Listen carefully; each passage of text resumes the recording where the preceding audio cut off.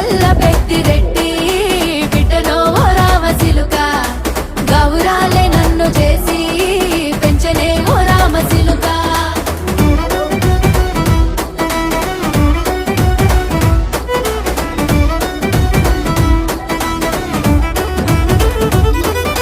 నేను పుట్టినప్పుడు మా నాయన నిండు అమాసనంటనే ఓ నాయన, మా నాయన ముఖమప్పుడు మా నాయన పండు పున్నమంటనే ఓ నాయన. నేను పుట్టినప్పుడు మా నాయన నిండు అమాసనంటనే ఓ నాయన, మా నాయన ముఖమప్పుడు మా నాయన పండు పున్నమంటనే ఓ నాయన. మా నాయన